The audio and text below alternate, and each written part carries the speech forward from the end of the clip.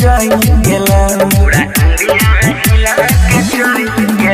तोहर लाल रंग के बिंदिया पूरा इंडिया हिला के चल गेला रूप सुनर तोर गाढ़ल छाव रूप सुनर तोर गाढ़ल छाव चांद लगा के चल गेलो लाल रंग के बिंदिया पूरा इंडिया हिला के चलेला हमर लाल रंग के बिंदिया पूरा इंडिया हिला के चलेला रूपवा सुनर देख के रूपवा सुनर देख के कितना के मन बदल गेले हमर लाल रंग के बिंदिया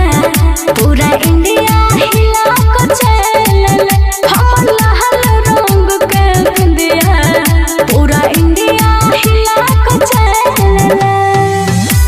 डीजे दयानंद दिलदार सरस्वती स्थान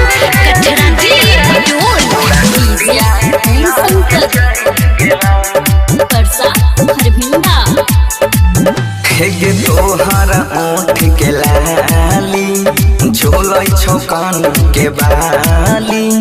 पाँव के पायल छमकाई के चालो चलै छी माता बाली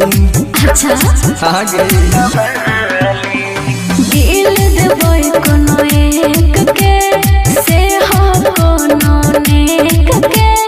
मंदिर के प्रसाद छ तोरे जे बाँट दियै हरेक के मुस्की जेना तुम्हारे छही मुस्की जेना तुम्हारे छही दिलवा हमर दहिल गेल तोहर लाल रंग के बिंदिया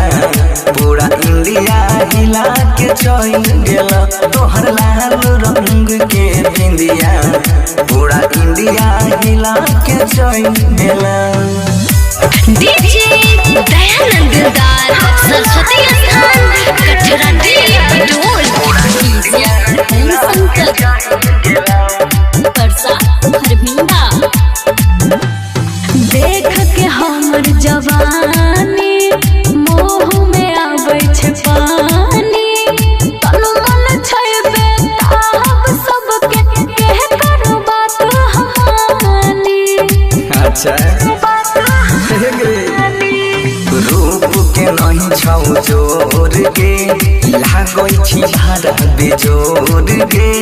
फुलावा के जेना खिल उठै छौ चेहरा भोरे भोर गे बीच